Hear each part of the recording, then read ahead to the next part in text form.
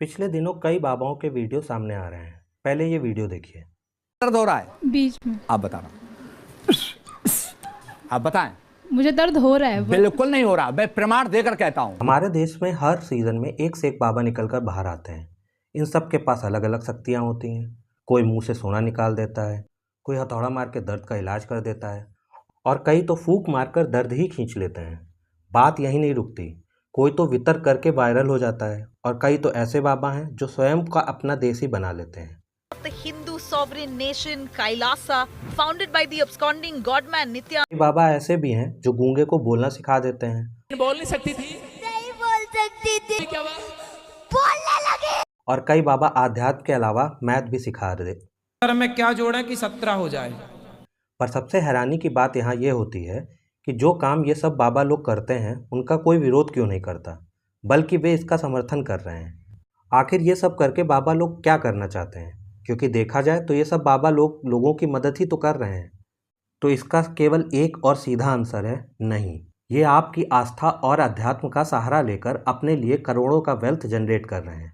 ये आपकी आस्था का धंधा कर रहे हैं और ये किसी एक रिलीजन की बात नहीं है, बल्कि आप जिस भी रिलीजन को मानते हैं उसमें आपको ये जरूर मिल जाएंगे, क्योंकि पैसा तो सारे धर्म के लोगों के पास ही है। लेकिन मेरा सवाल इनकी वेल्थ को लेकर बिल्कुल भी नहीं, बल्कि मुझे कंसर्न है इनकी पॉपुलैरिटी को लेकर। ऐसा क्यों होता है कि लोग इन पर इतना भरोसा करने लगते हैं? भरोसा इतना ज़्यादा कि लोग इनके लिए मरने तक को तैयार हो जाते हैं। बाबाओं द्वारा किया गया कोई गलत काम लोगों को कभी भी गलत समझ में नहीं आता। ये सब देखकर आप सोचते होंगे इसमें क्या नई बात है, ये सब अंधविश्वास है जिस कारण लोग इसमें फंस जाते हैं और लोग इन पर भरोसा करने लगते हैं। लेकिन आपका ये जवाब एक हद तक ही ठीक है, इसमें कई और फैक्टर्स भी हैं। आज हम इन्हीं फैक्टर्स की बात करने वाले हैं। हेलो दोस्तों, मेरा नाम है अंकित और आपका स्वागत है स्टडी विद अंकित में।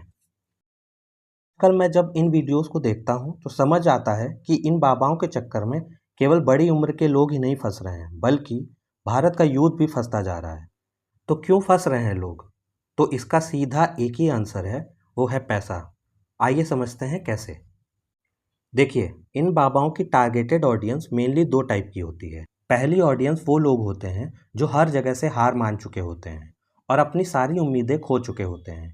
ये किसी भी उम्र के कोई भी व्यक्ति हो सकते हैं, जैसे कोई व्यक्ति किसी लाइलाज बीमारी से जूझ रहा हो, या कोई ऐसा व्यक्ति जिसका बिजनेस में बहुत लॉस हो चुका हो, या ऐसा व्यक्ति जिसको जॉब ना मिल रही हो। तो इन सब के पास पैसा नहीं होता है कि ये अपना इलाज करा सकें या अपना बिजनेस शुरू कर सकें या अपना बिजनेस खड़ा कर सकें। इनकी सारी होप खत्म हो रही होती है। तो इन बाबाओं के रूप में एक होप दिखती है। इन लोगों को लगता है जब सब कुछ करके देख लिया और कोई भी पॉजिटिव रिजल्ट नहीं आया, तो ये लोग बाबाओं को एक बार ट्रस्ट करके, एक बार ट्राई समझकर इन पर विश्वास कर लेते हैं।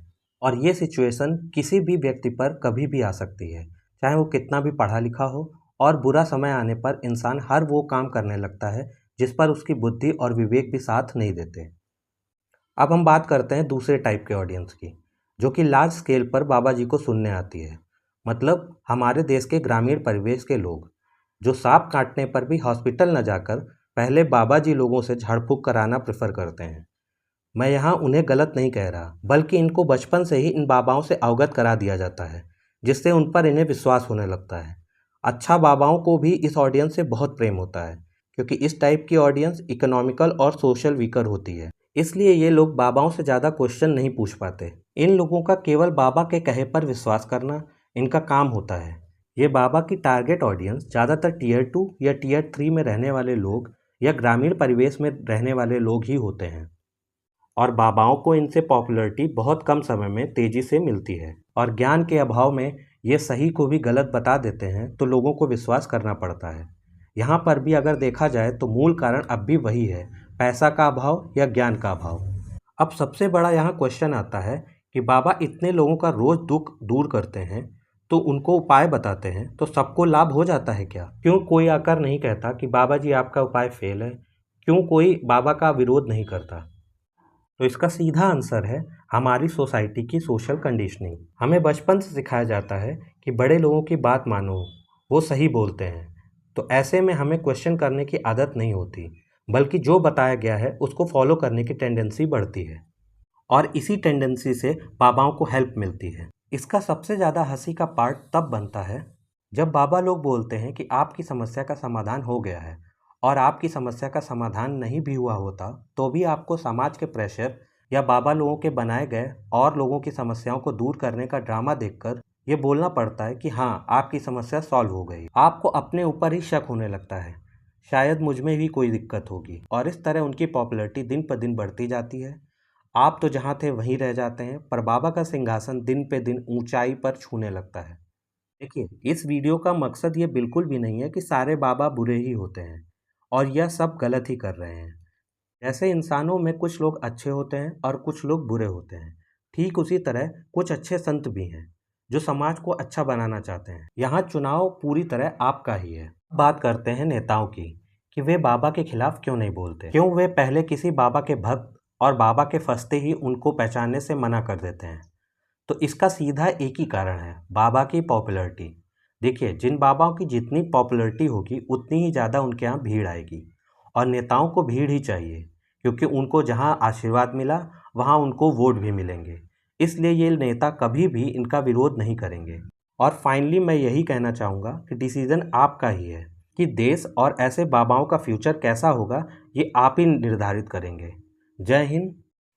वीडियो आपको कैसी लगी हमें कमेंट बॉक्स में ज़रूर बताइएगा। अगर पसंद आई हो तो लाइक कर दीजिए और मेरे चैनल को सब्सक्राइब कर लीजिए। मैं आपके लिए ऐसा ही कंटेंट प्रोवाइड कराता रहूँगा। और इंस्टाग्राम पे भी मुझको फॉलो कर लीजिए, आईडी मेरे डिस्क्रिप्शन बॉक्स में है। धन्यवाद।